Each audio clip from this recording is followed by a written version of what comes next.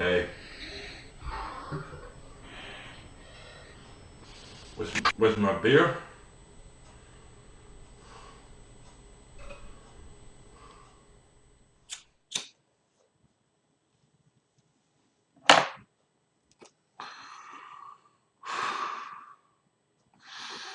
Oh, goeiedag. Ik zat gisteren in een, ja, laat ik het maar zeggen, nichtenkroeg in de regio Dwarsstraat. Een beetje achterin, bij het Rembrandtsplein in de buurt, waar er wat meer loesje kroegen zitten. Met een buschauffeur te praten over wat voor soort sigaretten ik zou kunnen testen voor mijn soort filmpjes. Punt is, het gaat niet zo direct om de kwaliteit, hoewel het wel leuk is natuurlijk als het goedkoop is, maar een heel pakje check leeg roken, zoals sommige mensen voorstellen, ja, dat kan ik wel, maar niet in 10 minuten. Sowieso weet ik niet hoor, ook een beetje ziek. Maar, ja, toen keek ik plotseling naar de asbak en toen dacht ik van, weet je wat, dat is iets uit mijn verleden doen, toen ik nog in de kraakscene zat. En laten we het gaan hebben over Buckcheck. Nou ja, meteen gezien wat Buckcheck nou eigenlijk is. Buckcheck, dat is eigenlijk gewoon een oude term. Dat bestond al in de Tweede Wereldoorlog, toen mensen niet zoveel geld hadden. Dat zijn sigaretten die je opraapt van de grond. Dus sigaretten die andere mensen voor je hebben gerookt, maar niet helemaal. En ja, die je dan omdraait tot nieuwe sigaretten. Nou ja, ze hadden daar toch genoeg asbakken vol. En ik heb toch een paar van de straat opgeraapt en zo. Buckcheck kan je op allerhande manieren krijgen. De simpelste manier is natuurlijk gewoon zoeken op straat. Maar er zijn ook gewoon een aantal handige plekjes waar meer Buckcheck ligt dan op normale plekken. Je moet dan denken aan drukke bushokjes voor de treiningang. Maar ook bijvoorbeeld bij een supermarkt. Een Albert Heijn of een Dirk heeft buiten altijd een grote zandbak staan. Waar mensen hun peuk uitdrukken. En daar liggen heel vaak nog vrij grote peuken in. Dus sommige kun je zelfs gewoon uit die bak pakken. Terwijl ze nog branden. Maar ook bijvoorbeeld bij een bushokje heb je heel vaak nog vrij veel tabak. Omdat mensen net een sigaret hebben opgestoken als die bus eraan komt. En ja, zoals ik het dus gisteren deed. Gewoon uit de kroeg. Dat hoeft natuurlijk niet iedereen te zien. Ik bedoel, op het moment dat mensen wegdraaien, ga je gewoon even in de asbak. En ja, omdat ze me daar toch kennen en ze weten wat ik doe voor filmpjes, heb ik gewoon gevraagd of ik hun oude peukenbak leeg mag halen. Dus ik, ja, gewoon een hele hand vol. Er zit van alles tussen. We hebben check. We hebben menthol sigaretten. En we hebben Marlboro. En we hebben Camel. En we hebben er zelfs een sigaar tussen. Dat kun je allemaal opnieuw oproken. Nou, soms dan zit er niks anders op, dan regent het.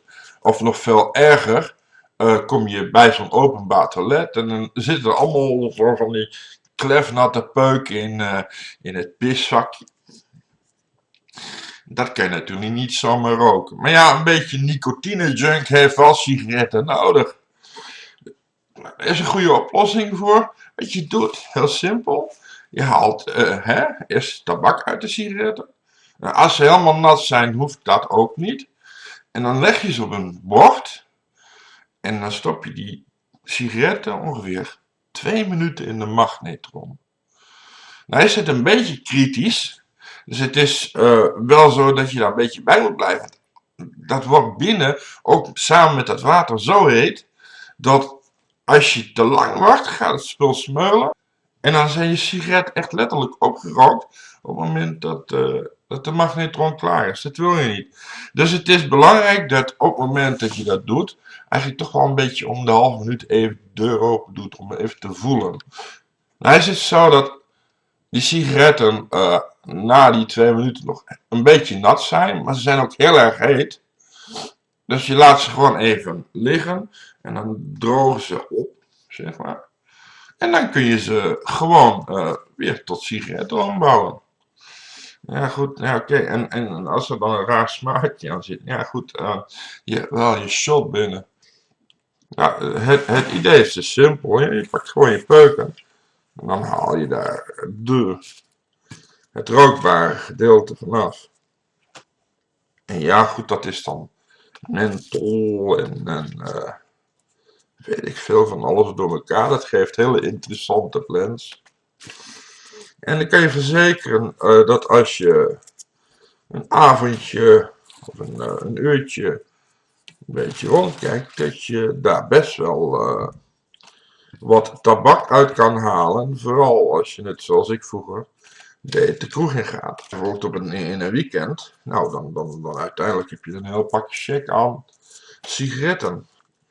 Een stukje sigaar erbij. Die sigaar die moet je wel een beetje verfrommelen. Want sigaren die smaken nogal zwaar. Ja, maar dus van een sigaar kun je trouwens heel veel tabak maken. Hè? Ik bedoel, 1 sigaar zijn wel 10 sigaretten. Maar wel hele zware. Een tip die ik je ook kan geven is dat als je zeg maar niet al te veel check hebt, gebruik dan geen gewone vloei, maar gebruik de rijstevloei. Nou, dat kan een beetje een probleem zijn. Meestal als je geen sigaret hebt, heb je geen geld voor vloei. Ja, dan zul je het dan toch moeten doen met de vloeitjes van 7 cent bij de Dirk. Maar ja, als je het hebt, en misschien kun je het gewoon vragen, dan vraag je naar lange vloei. De lange vloeis zijn eigenlijk bedoeld om joints te maken. De reden waarom ze dat lange vloei doen is omdat dat soort sigaretten zijn gemaakt van rijstpapier. Dat is geen gewone vloei, dat is gemaakt van rijst. Gewone vloei is gemaakt van lompen. En de eigenschap van rijstenvloei is dat het vrij moeilijk brandt. Het brandt veel langzamer dan normaal papier. Maar daarnaast, op het moment dat je stopt met roken, dus als je hem even weglegt, dan gaat hij vrijwel meteen uit. Het is dus heel economisch roken met rijstenvloei. Ik doe het eigenlijk ook gewoon standaard. Als ik normaal check rook, dan rook ik in rijstenvloei. A, doe je veel langer met je check. Maar B, als je bijvoorbeeld met zoiets in bed ligt te roken en je valt in slaap, een half minuut later is hij uit. Niks aan het handje. Nou, we gaan een mooie mix maken. Dus we hebben hier van alles. We hebben hier een menthol, een Marlboro, een stukje sigaar. Dus echt gewoon net zoals bij whisky, een blend. En het is dan iedere keer wel een verrassing van wat eruit komt. Dan maken we nog even een filtertippie. Vandaar.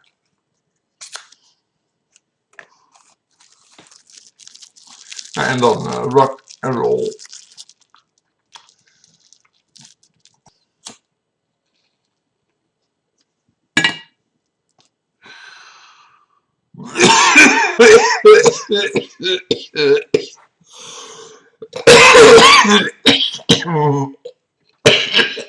Ja.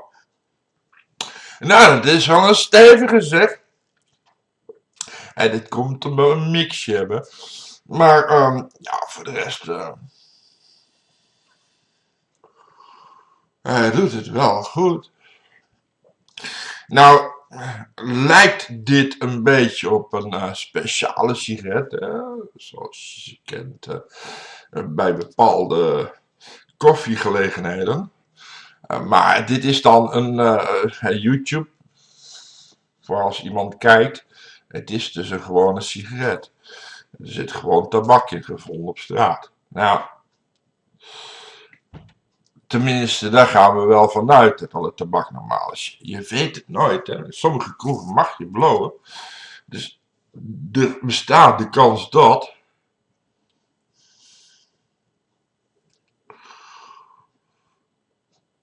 Hey.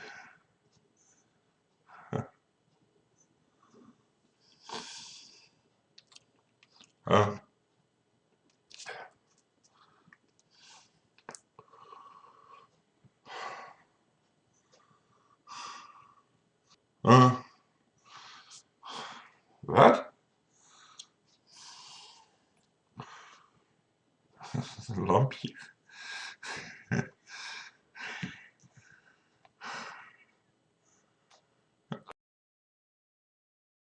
Kijk, niemand hoeft natuurlijk te weten dat jij net je peuken uit de pisbakken van het plein rond de kerk hebt gehaald, hè? Want je hebt van die filterhulzen die je kunt kopen en zo'n apparaatje. En dan kun je dus van die sigaretten mee maken met tabak. En die zien er dan zo uit. Ja, heel normaal als een echte sigaret. Alleen er zit er een ander merkje op. Maar ja goed, misschien kun je ook nog wel fake krijgen dat er dan op of zo staat. Ja, dan pak je er dus gewoon maak je er gewoon een hoofd van. En die stop je in een gewoon leeg pakje. En als je eruit gaat, dan pak je sigaret. En dan, als je een lekker ding tegenkomt, dan zeg je... Sigaret? Nou ja, niemand.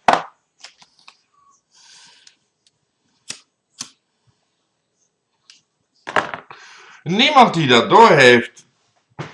Vooral niet als ze al flink wat borrels op hebben. En ja, wie gaat er nou naar iemand toe om in bed te krijgen als hij nuchter is? Hè?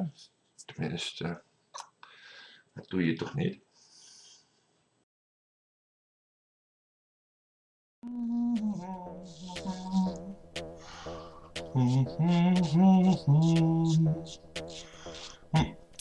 Oh, hey! Ja, ik ben maar aan het scheren, want dat moet ook gebeuren. Ik bedoel, de haartjes staan. Totdat ze niet meer staan. En ja, ik dacht dat kan ik ook voor de camera doen, want vandaag test ik de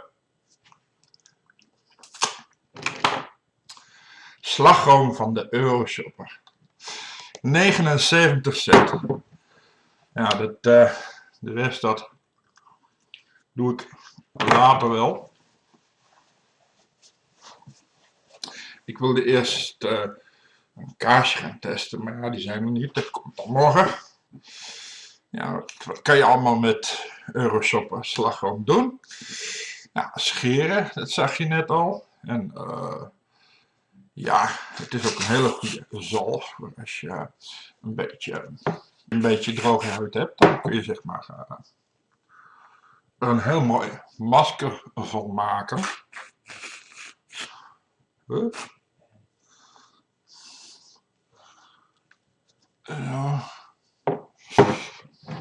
Fantastisch voor spelletjes in de slaapkamer. Kom eens hier met die arm.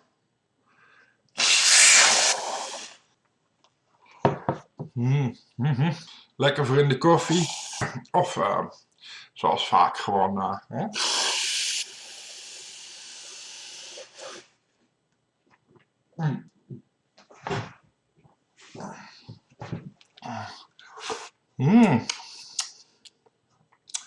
Nou ja, het smaakt gewoon wel naar slagroom. Het is dus geen slagroom, tenminste. Het heet Topping Blend. Wat waarschijnlijk inhoudt dat ze het van melkbestanddelen hebben gemaakt. Of met overschot en dan weer aangereikt. Ja, je kent dat. Boeien. Het smaakt naar slagroom. En daar gaat het om, hè. Niet alleen mensen houden van slagroom. Hè? Als ik slagroom in huis heb, moet je kijken. Ja. Oh.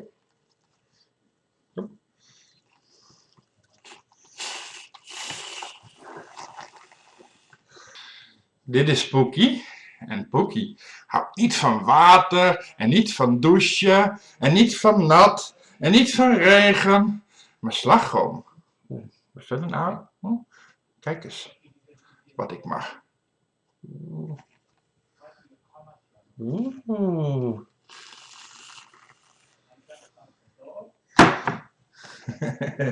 Kijk maar op.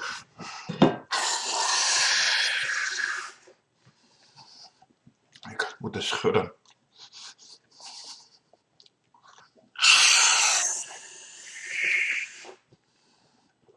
Jezus. Is hij nou al op? Ik dacht het niet. Want het drijfgas in dit soort flessen is stikstofoxide. Oftewel lachgas.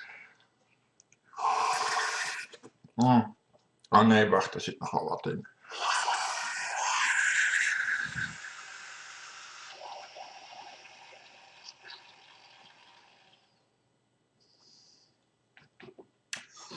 Oh, ja, dat was dus de Euroshopper Topping Blend.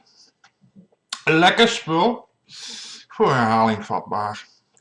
En voor de rest, tot de volgende keer. En je kan er natuurlijk ook fantastisch je haren mee wassen. Daar is hij dan. Waar iedereen al die tijd op gewacht heeft. De energiedrank van de Euroshopper. Die energiedrank die is, of energiedrink, verdomme. Ja, dat is best wel lekker af en toe, weet je wel. Ik kan wel vitamine koffie drinken, maar vaak als ik in de Albert Heijn ben, dan haal ik even zo'n blikje tijdens de boodschappen. En dan, dan een keer geen koffie, maar wel vitamintjes en cafeïne. En weet ik veel wat voor shit er allemaal al niet in zit. En het is gewoon gezond. Het smaakt alleen niet zo gezond, maar het is na een tijd dat ik er toch wel aan gewend ben geraakt. En het smaakt eigenlijk best hetzelfde als Red Bull. Het is alleen iets wat je beter uit een blikje kan drinken dan uit een glas. Want een energiedrank ziet eruit alsof iemand in je glas aan het pissen is. Het schuimt ook precies hetzelfde. En als je het lauw drinkt, dan smaakt het ook zo. Maar dan met prik. En als hij koud is, dan is hij heel goed te doen. Eigenlijk alle vitamines die je zo in een dag nodig hebt. En waarschijnlijk ietsjes meer. En taurine. Taurine is ook een vorm van cafeïne eigenlijk. Waar je dus wakker van wordt. Ik lust er eigenlijk nog wel eentje. Ik krijg trouwens best wel veel leuke berichtjes van mensen. En al 2 mensen gezegd hebben van hoe kan ik je helpen en ondersteunen? Ik zeg, nou, het is eigenlijk heel simpel. Als je het geld hebt, ik wil eigenlijk wel een iMac. En dat is niet omdat ik een PC-hater ben, het tegendeel, ik hou van PC's. Maar als het om video-editen gaat, dan is dat een ander verhaal. Want vooral als ik wat complex heb geëdit en een camera gestart iedere keer, ja, dan loopt hij wel eens vast. En dat is kut natuurlijk. Ik kan weer helemaal opnieuw beginnen. En als je weet dat ik per dag wel een uurtje of 2, 3 per filmpje bezig ben, nou, dan weet je het wel. Het is gelukkig, ik krijg er best wel veel energie van. En moet dat vaker doen, ik bedoel, drink jullie veel energiedrinks? Ik niet te vaak. Maar ja, nu wel. Ik moet even oppassen dat ik niet veel drink, want ik ben even al een halve ADHD. Oh,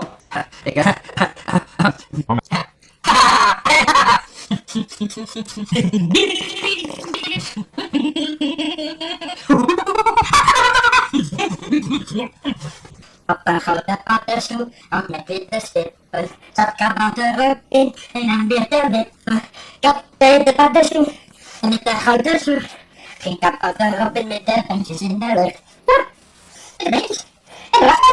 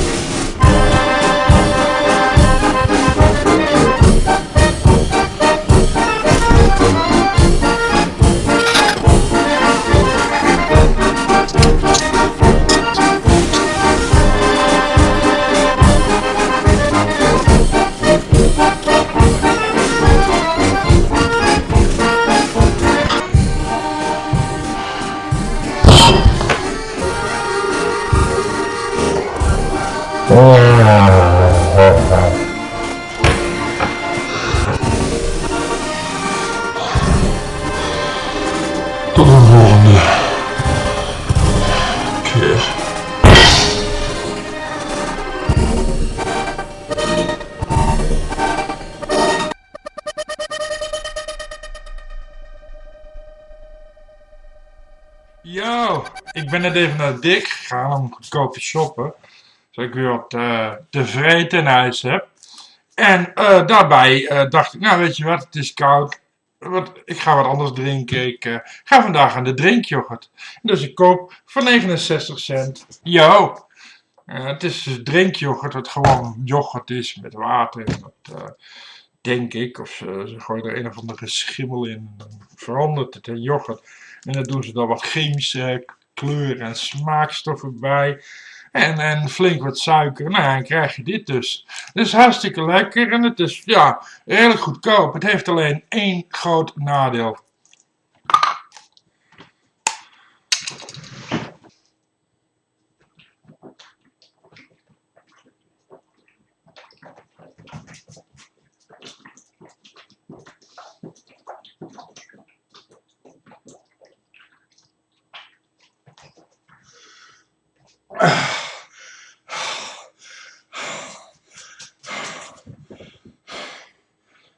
Het is zo. Op! Op dus. Whatever. Ik moet toch douchen. Nou ja. Als je dorst hebt, drink yo. Smaakt technisch niks mis mee. Maar het is zo op. Nou ja, had ik toch nog een flesje.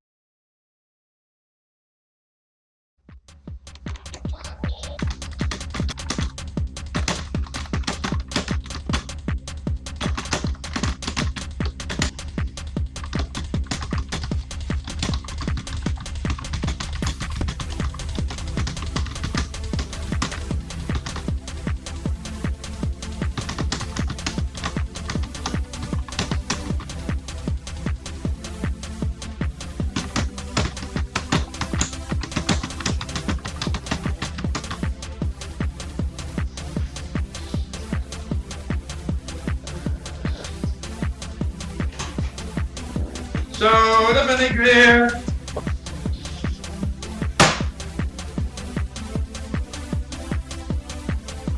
Ben je met je huiswerk bezig?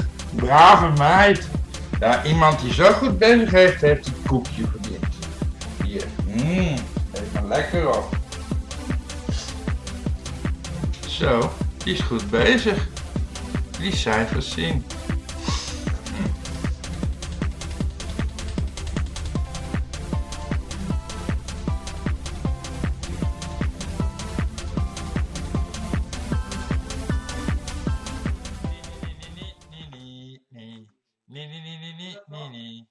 Hey, ik weet dat ik niet helemaal spoor, maar dat publiek van mij, oh mijn god.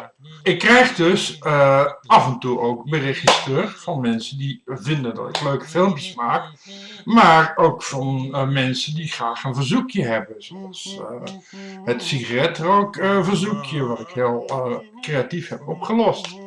Maar nu hebben we er dus ook een maloot bij. Die zich Proservigen of zoiets noemt. Ik kan het niet uitspreken. En die vraagt, wil je ook een filmpje met bacon doen? Bacon? Ja, met bacon. Zeg maar ja, vooruit. Hier heb je hem, de bacon van de Euroshopper. 69 cent. Wat kan je met bacon allemaal doen? Ja, je kan er lekker mee spaghetti vreten, hè, Vilga.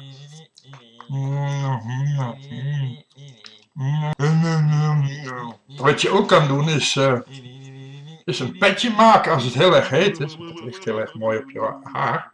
Oh, wacht even. Dan ben ik even Mickey Mouse. Een platte Mickey Mouse. Misschien beschermt het tegen buitenaardse stralen. Want je kan er een heel mooi petje van maken. En dan heb je het lekker koel in de zomer. Dan moet je wel oppassen dat je in het strand gaat slapen. Dat de hond het niet van je kop afvreet. Zo dus. Maar goed, dan vraag ik het dus af. Hoezo bacon, zeg ik tegen hem. Hij zegt ja, in een pannetje. Nou vooruit, ik heb hier een pannetje. Pakken de bacon. Bacon in een pannetje. En dan zit het dus in een pannetje.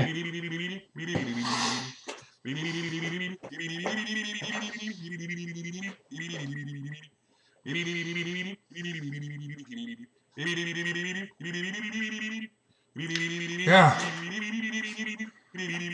dat zit dan in een pannetje. Misschien als ik er mijn laatste restje goldstrijk in gooi. Er zit goud in. In goldstrijk zit niet alleen goud, maar er zit ook heel veel alcohol in. Dat fit. Nou ja, hier heb je dus je bacon in een pannetje. Het wordt wel heet hoor. Ik ben nog blij dat ik er niet een hele fles in heb gegooid. Ik krijg het er warm van. Ik ben blij dat ik mijn t-shirt heb uitgetrokken. Nou ja. Hier gaat onze bacon dus. In een pannetje. Hoe verzin je het? Nou ja, het eindresultaat. Gebakken bacon. In goldstrijk. En hoe smaakt dat?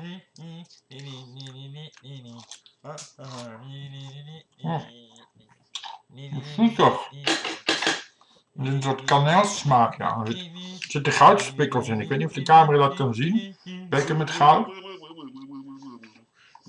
Ja, zit de hond er ook lekker? Ja?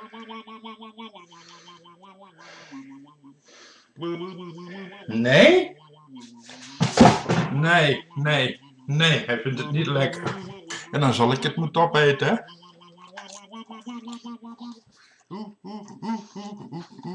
Voor crunchy. Zoet crunchy en zouten.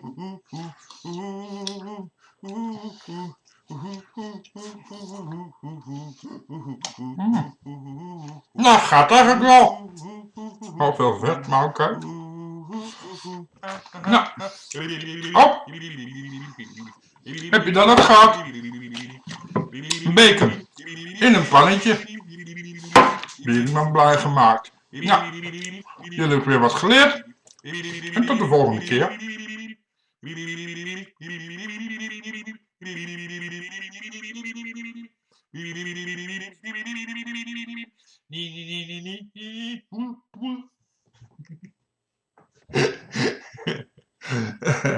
Oké, ja. En goeiedag. Vandaag testen we de pindakaas van de Euroshopper. Nou, dat is een goede pot, 600 gram. En hij kost toch maar 1 euro. Ik vind het best lekkere pindakaas. Het is iets wat je lekker op je brood kan smeren. Maar helaas kom ik meestal niet zo ver. Want ik begin er altijd met de lepel van te snoepen, weet je. Dus ja, kijk. Het is best romige pindakaas. En er zitten ja, toch een aantal soorten vetten in. Ik weet eigenlijk niet wat er precies in zit. Maar het is toch anders dan bijvoorbeeld Calvé of de echte ja, hardcore pindakaas. Maar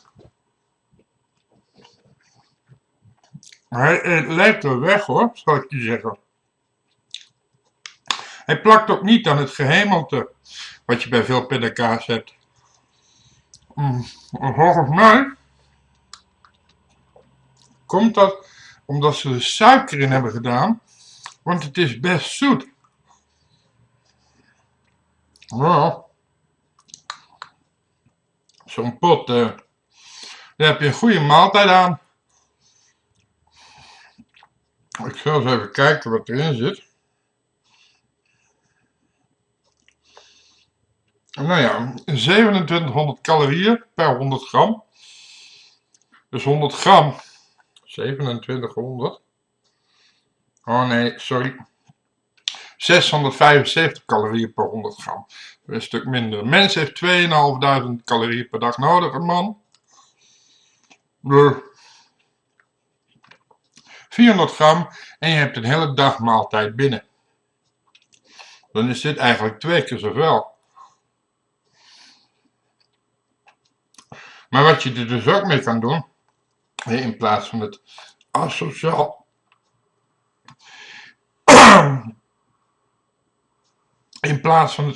uit een pot eten, doe je het in een kommetje. En dan krijg je dus yin en yang dubbel vla. maar dan met chocoladepasta en pindakaas. Nou, dat is lekker.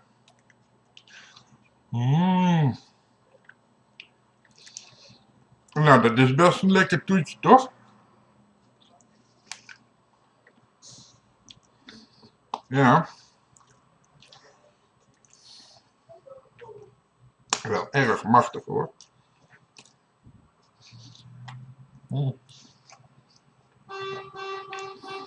En zo straks merk op de wc.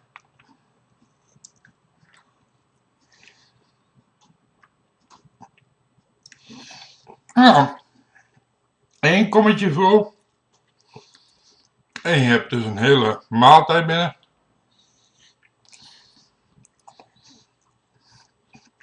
Hoef je de hele dag niks meer te vreten.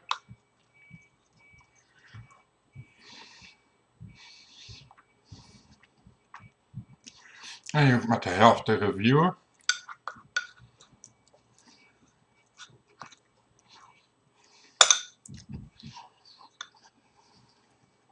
Nou, op!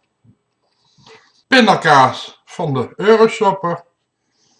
Goeie pindakaas. Nou, dat was hem dan weer. Weer wat geleerd. En tot de volgende keer. En goeiedag. Vandaag is een speciale dag. Ik krijg namelijk bezoek van mensen uit Drenthe. Drenthe is een heel warmhartig en vriendelijk deel van Nederland, waar mensen wonen die, nou ja, zal ik het zeggen, niet te veel nodig hebben. Daarom heb ik ook speciaal voor deze gelegenheid speciaal Drents gebak in huis gehaald. Daar ben ik zelf een Limburger, dat wil zeggen, daar ben ik geboren. En dat Bourgondische zit dus in mij. En als je bij Limburgers op bezoek komt, dan krijg je dus ook niet alleen koffie, maar ook een lekker stuk taart. Hoe verder je omhoog gaat in Nederland, hoe minder dat wordt. In Brabant krijg je dus nog steeds koffie en koek. In Utrecht wordt het al koffie en ontbijtkoek. Ga je naar Noord-Holland hier in Amsterdam, dan wordt het koffie en een koekje. En als je dan uiteindelijk in Groningen aankomt, mag je blij zijn als je daar gratis de lucht mag inademen. Drenthe ligt daar iets onder. En in Drenthe zijn ze dus gek op rijstwafels. Rijstwafels is echt een lekkernij voor Drentenaren. Het is dus gebroken, maar ja, anders zou je ook geen geld toekrijgen van de Albert Heijn. Maar dat geeft helemaal niks, want ik heb ook een glas water van gisteren nog bewaard. En dat is dan handig, want dan kunnen ze er lekker mee in het water dippen. En dan na. Moest je ze smullen. Ook een belt of ook niet een belt? Komt u even hier. Ja, ik zie. Ben jij, kom jij erin? Ja. Alleen maar proeven. Nee, ik hoef niet te proeven hoor. Waarom lekker verleden jaar? Ze hoeven niet te proeven. Kijk, de lucht alleen al is genoeg voor ze. niet. Nou, de Drentenaren hebben dus geen honger. En Ik dacht dat jij een broodje moest. heel lekker rijstwafels, echt. Nee, dat heb ik niet. Nee, hoeven ze niet. Nee. Drentenaren zijn snel tevreden. Nou, dat was hem dan. Weer wat geleerd. Lekker. En pizza's zijn fijn. Maar waarom moeten het toch altijd groentepizza's zijn? Je kan pizza's ook met fruit maken. Ik heb hier op dit moment bijvoorbeeld een bodem gekocht met appel erin. De zogenaamde appelpizza. Dan zul je natuurlijk zeggen, ja, maar dat is toch geen pizza, dat is toch taart? Zo, dat ligt helemaal aan van welke kant je bekijkt. Als mensen naar de pizzeria gaan, dan kopen ze een pizza van, nou, €5, een tientje. Nou, dit kost €3,95. Goedkoper zelfs, maar ja goed, dan komt het ook van de supermarkt. Maar je hebt het natuurlijk ook van de banketbakker. Dan zit je wel op zo'n €6, €7. Tot een tientje. Nou, dus eigenlijk precies dezelfde prijs als een pizza. Alleen, ja, dan met fruit in plaats met groenten. En net zoals bij een echte pizza kun je zo'n pizza uitbreiden. Hè? Bijvoorbeeld Met, ja, wat zullen ze dus opdoen? IJs? Is toch een aanbieding? Kost toch €1 bij de Dirk? Nou, er is ijs op doen. Ja, eventjes. Nou is die ijs nogal bevroren. Dat zeg ik dus wel. Maar ik heb de fruitpizza eigenlijk al in de magnetron gehad. Dus die is warm. Dus ijs. Speculaaspasta.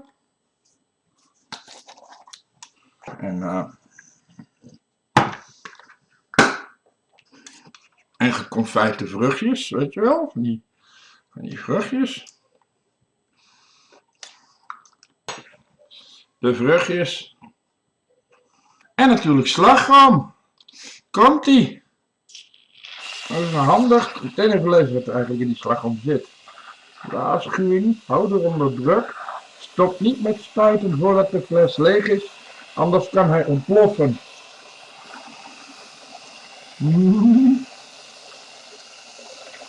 Ik krijg kramp. Shit.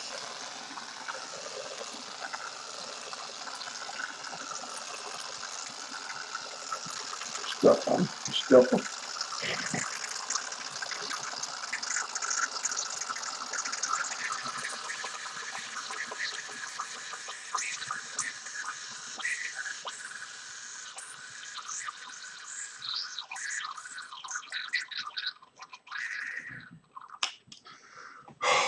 En dan snel met dat ding naar buiten voordat hij ontploft.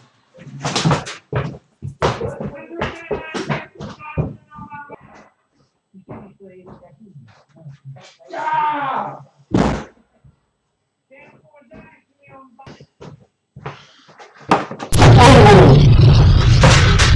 Oh jee!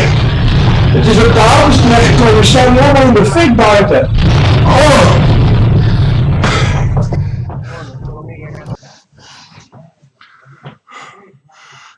Ik weet van niks, ik weet van niks. Ja, dat is goed gegaan. Maar zoveel slagroom gaat er dus uit een fles. Waar waren we? Oh ja, en bijvoorbeeld aardbeien. Nou, en klaar is de fruitpizza. Het lijkt wel een paddenstoel. Op een grote paddenstoel, rood met witte stippen.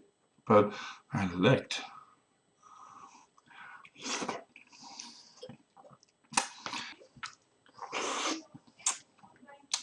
Nou ja, ik wilde dus eigenlijk een pizzaslice laten zien, maar mijn vruchtenpizza blijkt niet helemaal consistent te zijn. Nou ja, dan doen we het toch gewoon met een lepel. Raar hoor, pizza eten met een lepel. Maar wel lekker. Ik zou zeggen, weet je dat ook?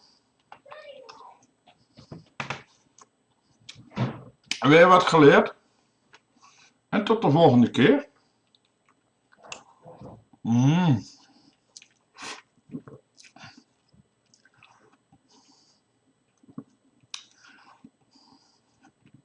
Pizza.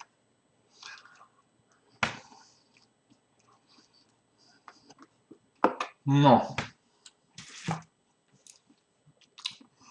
Krijg hem niet op. Kun je nagaan.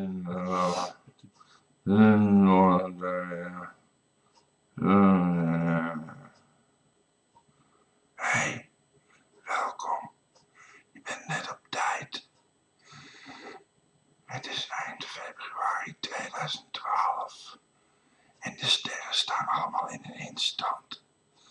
En volgens de legende kun je nu je negatieve zelf oproepen en een wens doen. En ik wil natuurlijk lekker eten, dat snap je ook wel. En daarom heb ik nu een setup gemaakt, samen met Anubis en een schotel kippenhaartjes. Dit zijn kippenhartjes. Eigenlijk moet je mensenharten offeren. Maar ja, die waren niet in de aanbieding. Ik denk, kippenhartjes, ook lekker. Dus ik probeer het dan altijd. Dus ik ga hem nu oproepen. Mijn negatieve ik. Zien wat er gebeurt. Hallo. Salam. Zo. Hallo. Hallo. Hallo. Zo. Wacht. Ik zie iets. Van de andere zijde. Ik ben het. Positieve Marco. Ik wil een wens doen. Dat kan, maar heb je het offer dan ook? Ik heb een schotel met kippenhartjes. Met mensenharten, ja, die waren niet in de aanbieding. Paardjes. Nou, voor deze keer. Dat zal ik proberen. Ja, ik zou zeggen, eet smakelijk.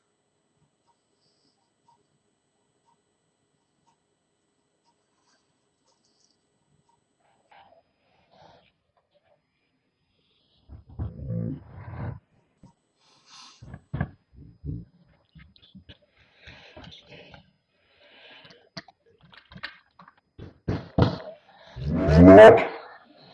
Je bent de peper en zout gegeten?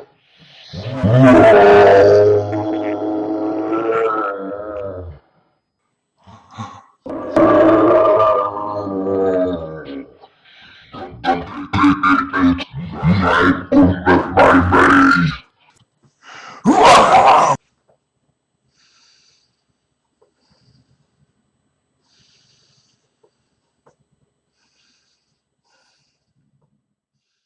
Hey, hallo. Vandaag ga ik het eens hebben over eieren. Deze eieren komen van de markt. Ik geloof dat je ze ook van de Euroshop hebt, dat weet ik nog niet zo zeker. En ja, eieren zijn heel gezond voor je. En als je bijvoorbeeld alleen maar een eiwitdieet eet, dan kun je ook zoveel eieren eten als je wilt. En dan gaat zelfs je cholesterol van omlaag. Maar nu ik dat niet meer zoveel doe, moet ik mij toch een beetje matigen met eieren. Nou is het zo dat ik best wel een lui mens ben. En daardoor neem ik niet vaak de moeite eieren te bakken of te koken. Dat is helemaal geen punt, want eieren kun je ook rauw eten. Hè? Je maakt een gaatje aan de bovenkant. En je maakt een gaatje aan de onderkant. En dan wordt die een beetje gestopt.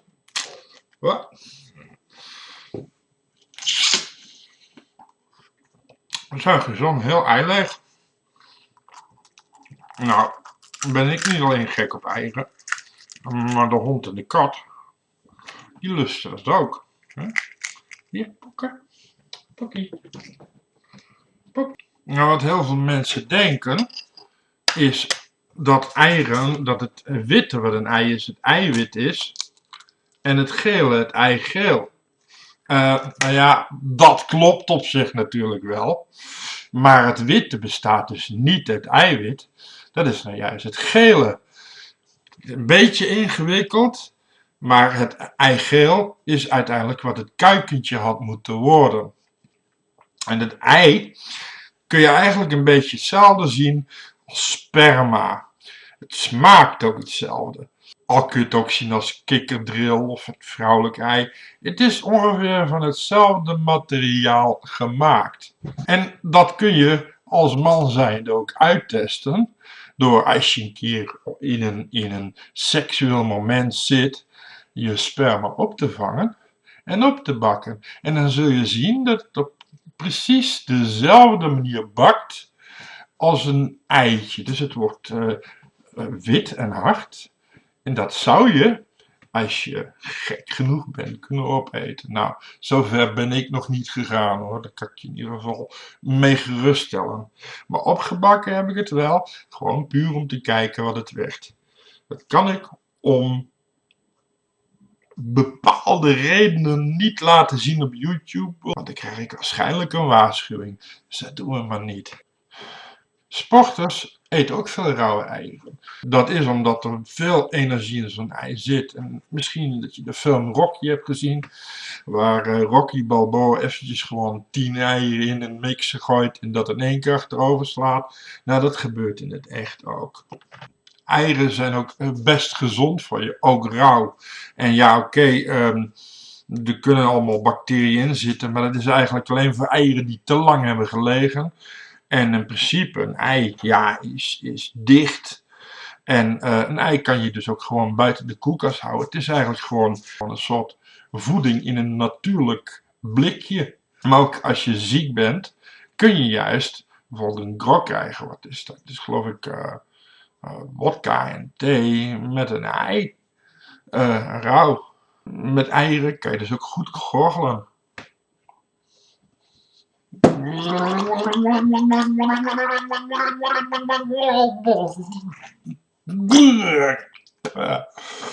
Moet je zien wat daar aan troep bij uitkwam. Ja, dat heeft dat ei.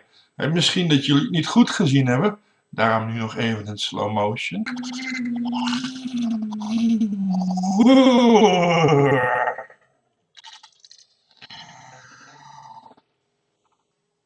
Nou, dat was het dan. Weten jullie dat ook over eieren? Weer wat geleerd. En tot de volgende keer. Proost. Nou, daar gaat hij hoor.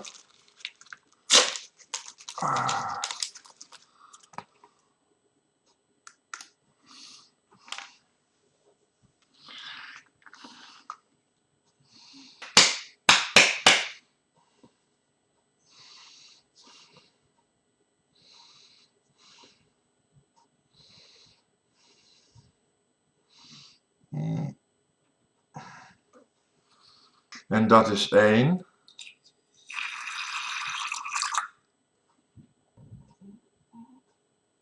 Twee. Nou, je vraagt je af, wat is die Marco nou weer aan het doen? Nou, ik ben bloed bij mezelf aan het aftappen. Een momentje.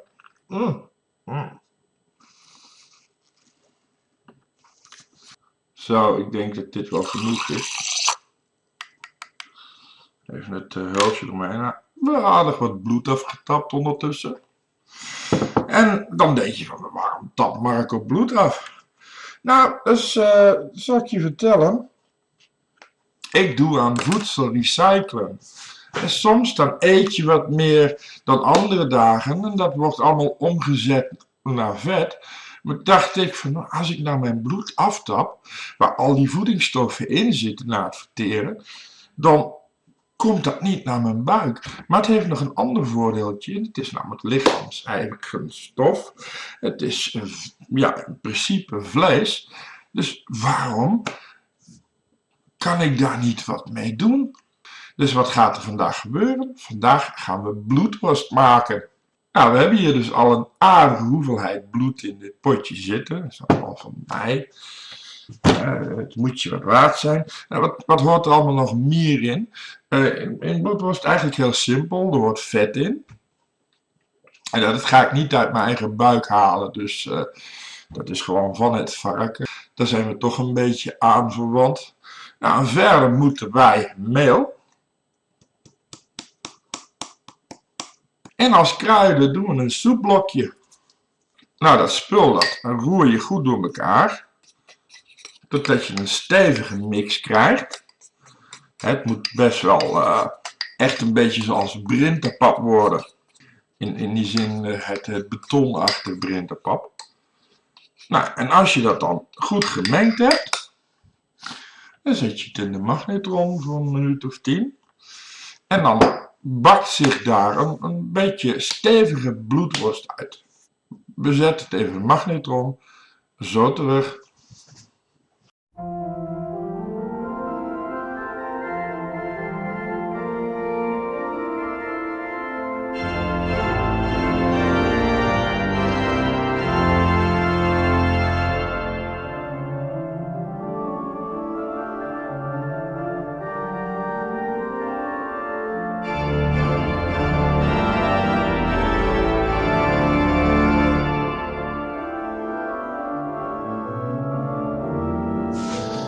Nou, het is klaar. En ik heb gelijk maar voor de gelegenheid meteen een minuutje eromheen gegooid. Hè? Dus aardappeltjes met groenten.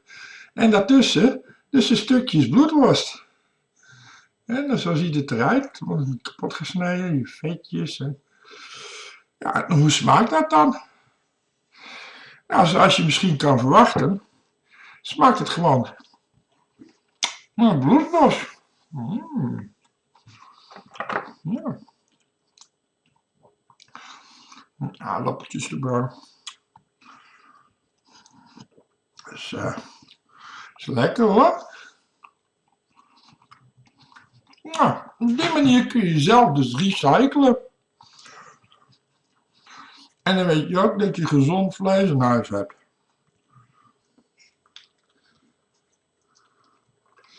En de dieren zijn er natuurlijk ook dol op. Ja, uit papa's eigen tuin. Zoveel hang voor jou. Ja, lekker hè. Nou, ik zou zeggen, weer wat geleerd. En tot de volgende keer. Lekker zeg.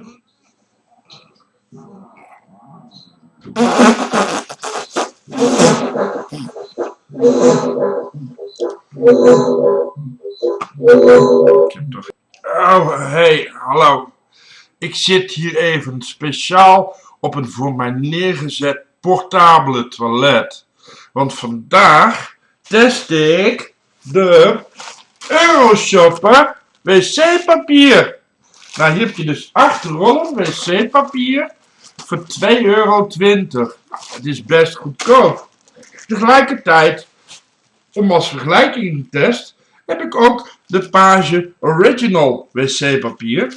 En die was voor de pielekes toch nog even maar €2, omdat die in de aanbieding was. Dan heb ik 16 rollen wc-papier. Nou, daar kan je wel wat mee. Euroshopper rollen zijn dus best wel mooie rollen. Er zit zelfs een motiefje op met bloemetjes. Oh, nou ja, en vlindertjes. En het is best goed papier hoor. Het is niet van dat krantenpapier wat je bij de NS krijgt. Het is ook best stevig hoor. Je kan goed trekken.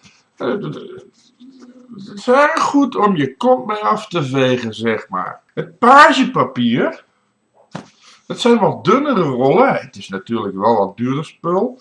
En er zit ook een motiefje op van hondjes en katjes. Ook lief gedaan natuurlijk. En dat is wel wat steviger. Het voelt bijna als katoen aan. Het is wat dikker. Maar ik vind het eigenlijk nog stugger dan het wc-papier van de Euroshopper. Dat is wat zachter. Ja goed, dan kun je misschien bij Page, heb je genoeg aan één velletje. Maar dat vind ik dan toch altijd weer eng. Dan zit je vingers erin, dan zit je zelf te vingeren. Nou, gadverdamme, stel je het even vergeet, dan lik je je vingers. Dus ik vouw mijn papiertjes toch altijd dubbel. Nou, en dan is Euroshopper wc-papier erg goed te doen. Het viel me trouwens op een tijd geleden dat er merken waren die precies hetzelfde motief als Euroshopper hadden. Wat dus inderdaad betekent dat het gewoon allemaal uit één en dezelfde fabriek kwam. Ik had dus een vriend die had precies hetzelfde wc-papier met precies hetzelfde motief. Maar het wel even voor €3 uit de winkel gehaald. En dan voor 4 rollen, weet je wel. Niet echt zo'n hele batch zoals wij dat hebben.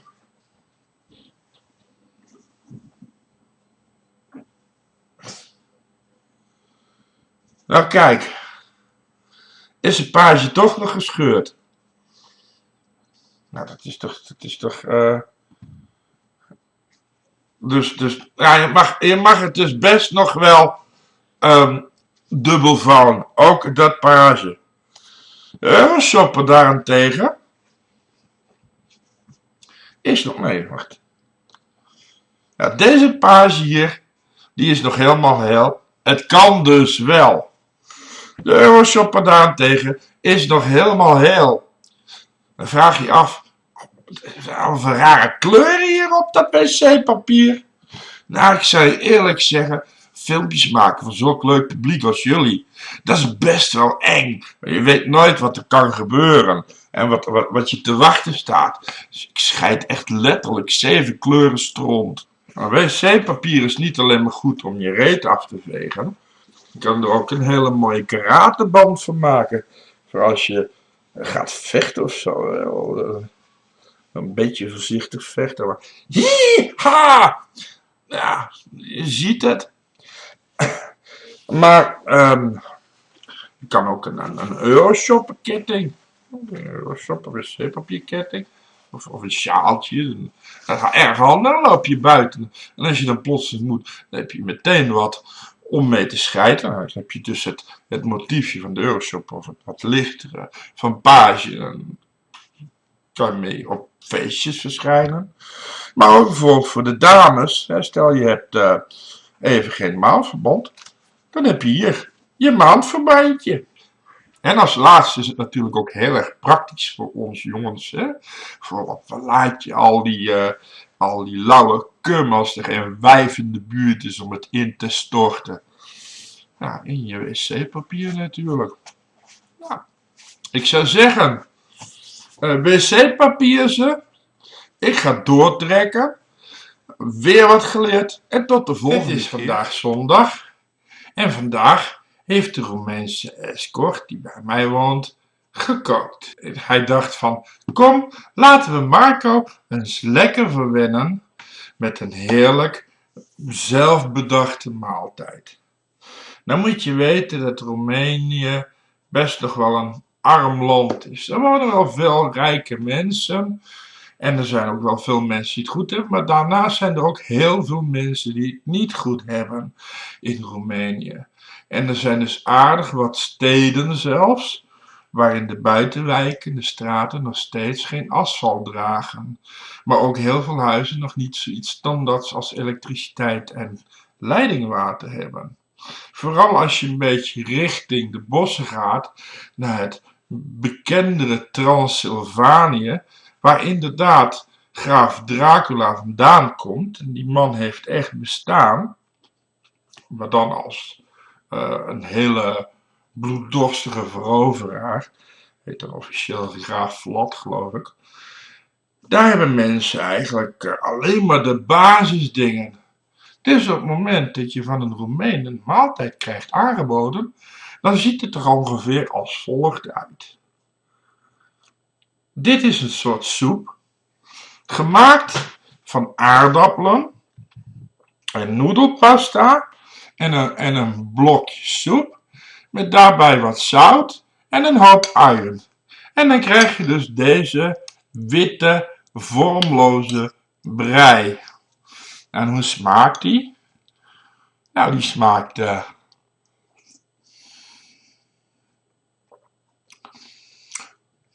lekker.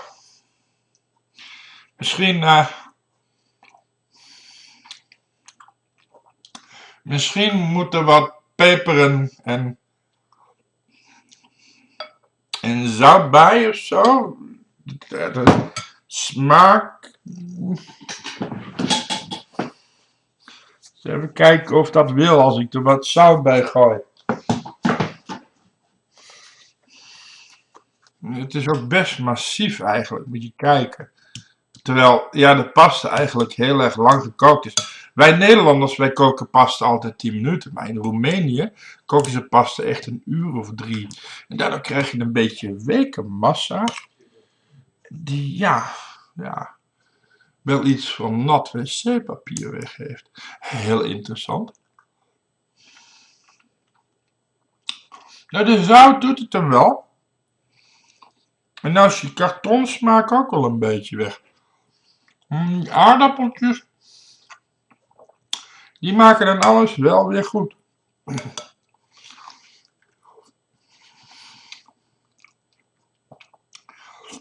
Nou, wat zal ik zeggen?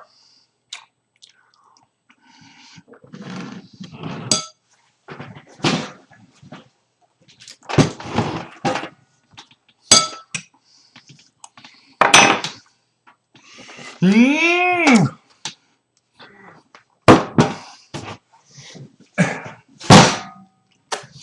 Nice, Romulus.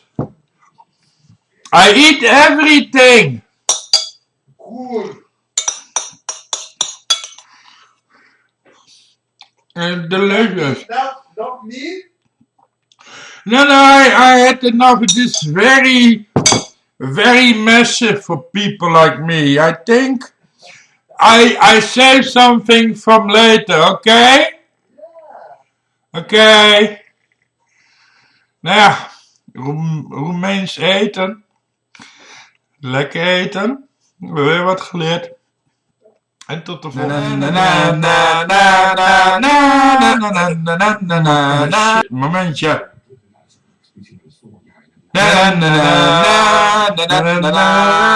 Hallo. We nemen een camembert van de Euroshopper. En we nemen een mes. En we snijden de midden eruit. Uit de camembert. Midden eruit. En dan krijg je een broodje. Op dat broodje, je doet groente. En een kipburger uit de magnetron. En wat uitjes. Een lepeltje mayonaise. Ketchup. En voilà. En klaar is de camembert. En die is lekker.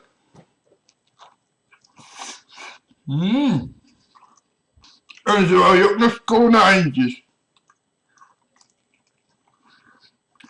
Camembert van de Euroshopper. Lekkere camembert. Nou, heb je weer wat geleerd. En tot de volgende keer.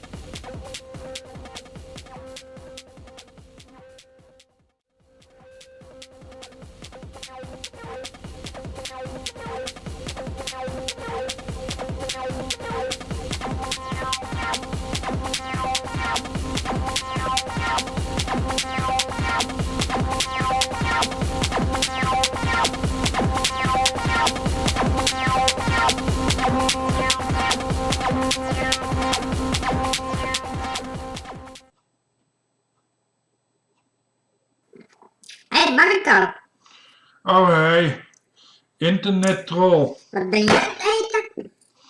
Ik zit aan de cornflakes. Cornflakes met melk? Nee, cornflakes met water. Maar waarom niet gewoon melk? Dat is toch lekkerder? Omdat er fucking melk op is! Dan doe je er zeker veel suiker doorheen, hè? Er is geen suiker. Is dat wel lekker dan? Maar misschien wordt het wat als je er extra veel zoetstof in kankert.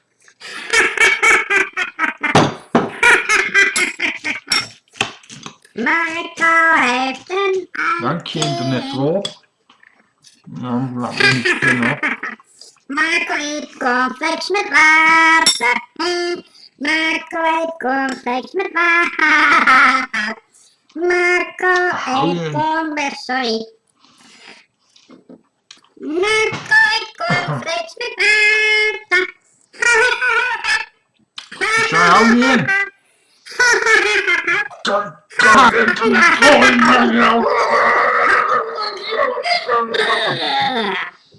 Oh.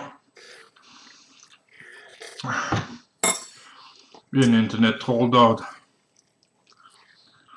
Die moet ik eerst schoonmaken. En dan een dag aan zijn poten laten hangen. En dan pas kun je ze eten. Maar goed. We hebben morgen wel wat lekkers in de koelkast. Tot die tijd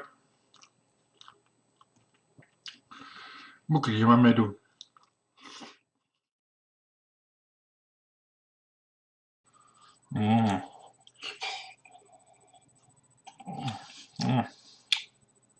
Lekker bier.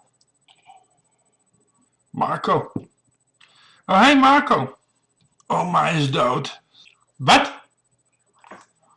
Oeh, dat is slecht nieuws. Dan raak ik wel pensioen kwijt. Maar, stel, we eten erop. Dus we begraven er niet. Slacht daar gewoon. Dan kunnen we, daar kunnen we een week van leven. Nou ja, ik denk dat ik maar gewoon ga beginnen. Het is niet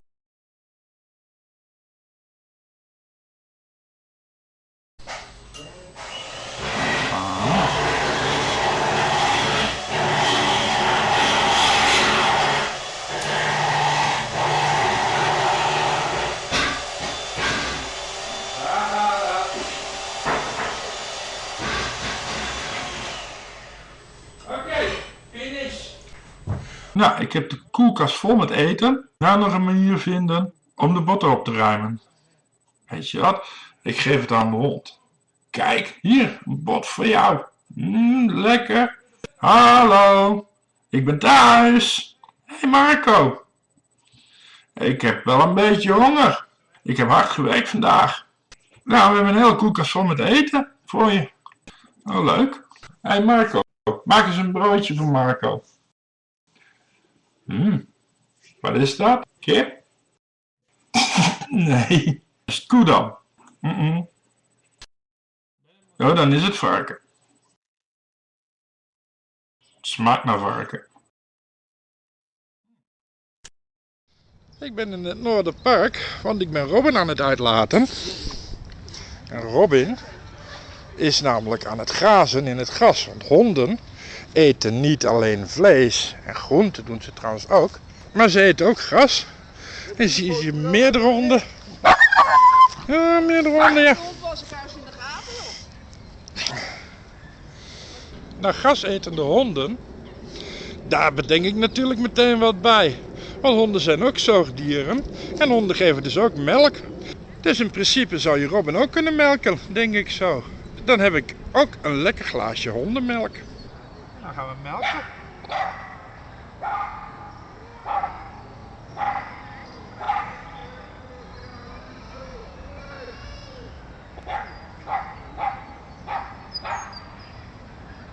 Zo. Nou, dat is niet veel, hè. Maar ja, het is maar een klein hondje en het is hele gezonde verse melk. Daar gaat hij.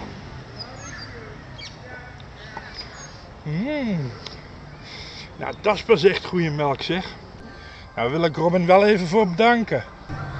Zo, wat een lieve meid. Heb je een lekkere melk voor mij gemaakt? Dat was heel... Momentje. Wat heb jij een rare uier? Shit. Jij bent helemaal geen vrouwtje. Jij bent een mannetje.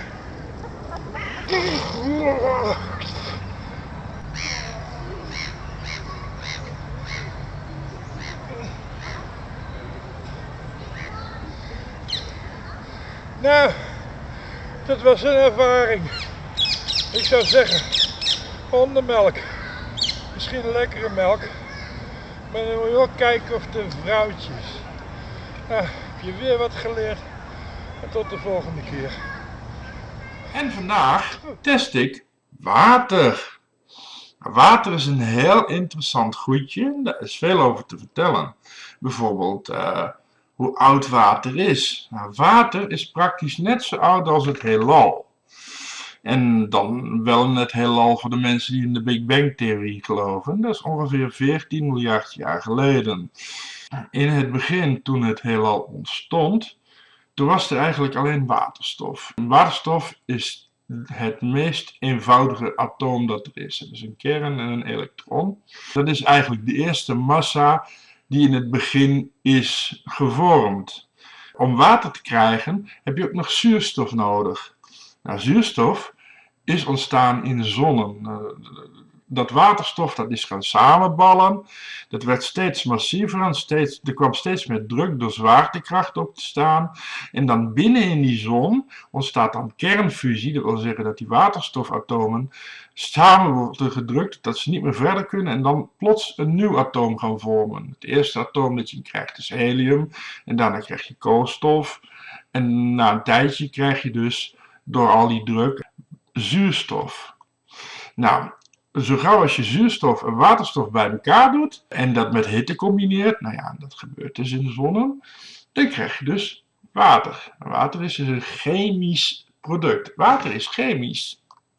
Dat klinkt misschien raar, eigenlijk alles wat niet uit waterstof of zuurstof of koolstof, maar uit een combinatie daarvan bestaat, is eigenlijk een chemisch iets. Dus dit is chemische troep eigenlijk. En toch is het een van de belangrijkste dingen, want een mens bestaat bijvoorbeeld uit 2/3 uit water. En als we geen water zouden drinken, dan zijn we binnen 3 dagen dood. Het meeste water is dus ontstaan in die zonnen, hè? En dan eigenlijk als ze al een paar miljard jaar bestonden. Dus laten we ervan uitgaan dat het eerste water zo'n 12 miljard jaar geleden is ontstaan. Van die reststoffen van de zonnen die na een tijd ontploffen, alle zonnen ontploffen na een tijd, en meestal is dat na een jaartje of 10 miljard. En dan kan ik je geruststellen over onze zon. Onze zon is pas 5 miljard jaar oud en die heeft dus een levensduur van 10 miljard jaar. Op dat moment dat zo'n zon ontploft, dan heb je dus allemaal zwaardere atomen, hè, zoals steen, siliciumoxide, maar ook ijzer en diamant, goud, al die dingen. Dat trekt ook door de zwaartekracht samen en vormt dan uiteindelijk planeten, waaronder onze aarde. En dus het water was er eigenlijk al voordat de aarde een geheel was. Nou, van water kun je ook weer waterstof en zuurstof maken. Dat doe je door er elektriciteit op te zetten. En dan gaat dus waterstof naar de kathode en zuurstof gaat naar de anode. En dat waterstof kun je dan gebruiken als brandstof voor voertuigen. Hier in Noord hebben bijvoorbeeld bussen rondgereden op waterstof. En daar komt dus eigenlijk gewoon weer zuurstof bij als dat verbrandt. En dan krijg je dus weer water uit de uitlaat. Dan loopt dus gewoon echt water uit een uitlaat van zo'n bus. Maar ook de Space Shuttle vliegt op waterstof. Afgezien van die 2 raketten aan de zijkanten, dat is wel chemische troep, zit er in die grote tank 1 miljoen liter vloeibaar waterstof. Als gas zou dat veel meer zijn, maar het is lekker compact gehouden. En daar vliegt dat ding dus naar het ISS ruimtestation. En het enige wat dat ding dus als uitlaatgassen heeft, is waterdamp. Dus een Space Shuttle, maar ook deze raketten zijn hele schone voertuigen. Nou is dit niet zomaar water, maar dit water heb ik uit de Dom van Keulen meegenomen. Het komt namelijk uit de wijwaterbak. Dit is gezegend water. Ik heb het natuurlijk eerst gekookt, omdat er altijd mensen met vieze handen in die bakken gaan. We moeten geen enge ziektes hebben. Maar nu zijn we dus klaar om te kijken hoe wijwater nou eigenlijk smaakt. Daarnaast schijnt het dat als je wijwater drinkt, dat er hemelse stemmen uit je mond komen. Nou, laten we eens gaan proberen.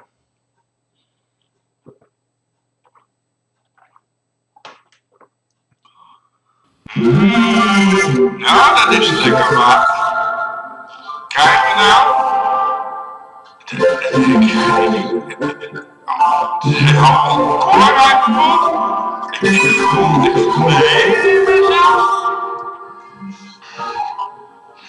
Nou, dit is niet te geloven. Ik heb natuurlijk een hele mooie stem gekregen. Het zijn allemaal zielen die uit mijn mond komen. Nou man, dat moet je toch echt horen, maar wel, misschien zijn het geen goddelijke zielen, maar zijn het duivelse zielen. Hun die heb je natuurlijk ook. En dat komt nu allemaal uit mijn mond. Straks ben ik bezeten. Oh nee, wat is er aan de hand? We moeten een exorcist bellen! Oh. Volgens mij is het uitgewerkt. Nou ja. Goh. Pak van maat. Nou, wijwater. Uit de Dom van Keulen. Lekker water. Maar wel een beetje eng. Heb je weer wat geleerd? En tot de volgende keer.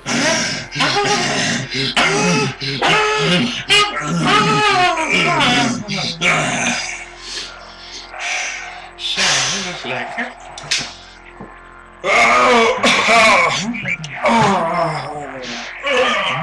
Zo, hé. Dat was afmattend. Goed zeg. Ja, een feestje met een paar dames. Nog een jongen. Ja, je kent het weekend, hè. En toen dacht ik, nou, het is een goed moment om vandaag maar eens de Durex condooms voor jullie te testen. Nou, wacht, is een leeg doosje. Moet ik even een nieuwe pakken. Gaat snel met condooms. Nog duur ook. Waar blijf je? Ik wil ook nog een beurt. Die is nog niet geweest. Ja, ik kom zo. Ik moet even reviewen. Spel me even lekker. Dat ligt genoeg. Ja, condooms. Waar gebruik je ze voor, hè? Nou, niet alleen om mee te neuken, maar daar komen we dadelijk op terug. Condooms zijn ook handig als je in de stad bent en je hebt er een paar op zak. En ja, ik bedoel, je moet altijd ietsjes meer meenemen dan dat je nodig hebt. Voor noodgeval condooms kun je, ja, afgezien daarvan ook bijvoorbeeld gebruiken om stiekem drankjes in te gieten. Nou, dat doe je dan onder de shirt en dan kun je echt gewoon tot een liter aan bijvoorbeeld alcohol of zo in, hè? Dat je niemand op jat. En dat doe je dan in een condoom en dan heb je gewoon lekker te zuipen onder. Dus dat je er niet op gaat zitten. Maar een ander voordeeltje van condooms, ja, is, ik zal ondertussen even een nieuw condoom omdoen. Ja, kijk hier, zit zo in de verpakking. Altijd belangrijk als je een condoom gebruikt. Dan heb je zo'n luchtreservoir. Moet je dichtduwen. Maar zit hier geen luchtreservoir. Maar goed, dichtduwen. Want als je hem dan over je jongen hier uitrolt, dan komt er lucht in. En dan zorg je dat dat ding goed blijft zitten. Anders is het toch nog steeds. Een momentje hoor. Ja. Jezus.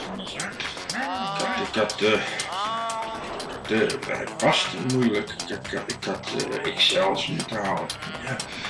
Ja, sorry,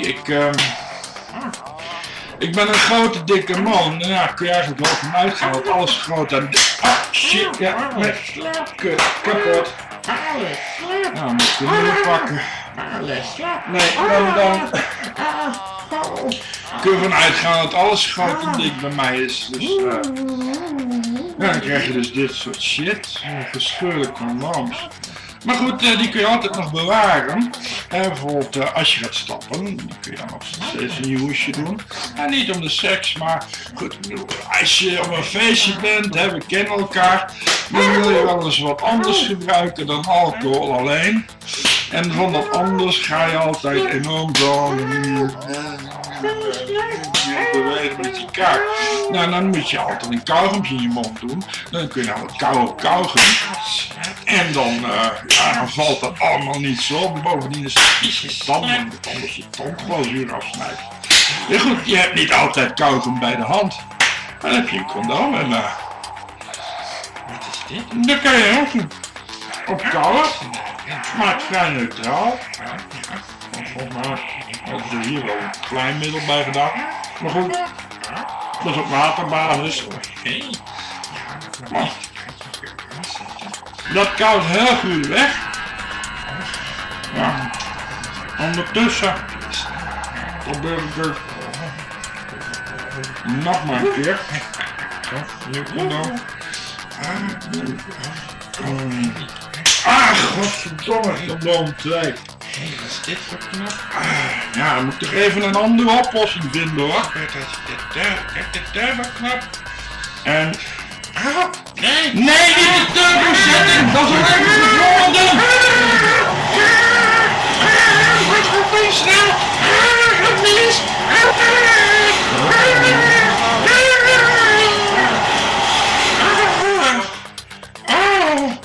Oh ja! Oh baby! Niet turbo knop afblijven. Ja, het gaat wel weer. Ja, sorry. Nee hoor, afblijven. Oh, daar Ja. ligt de tegel. Nee, Marco.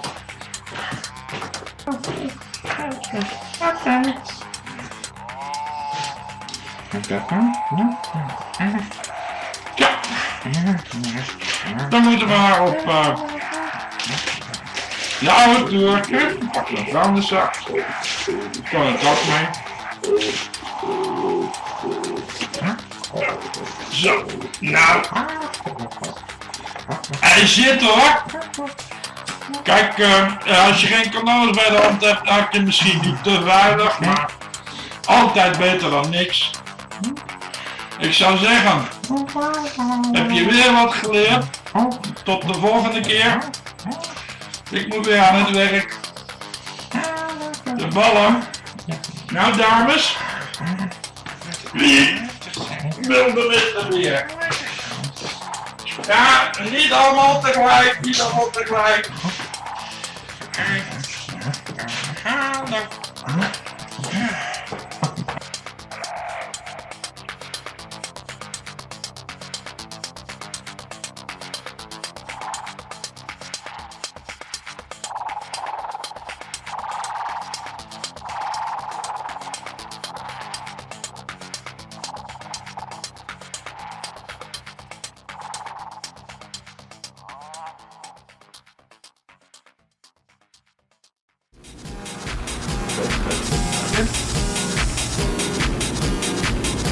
Is de vulling. Ik ben blij dat je niet een hele fles in hebt gegooid. Ik krijg het er warm van en ben blij.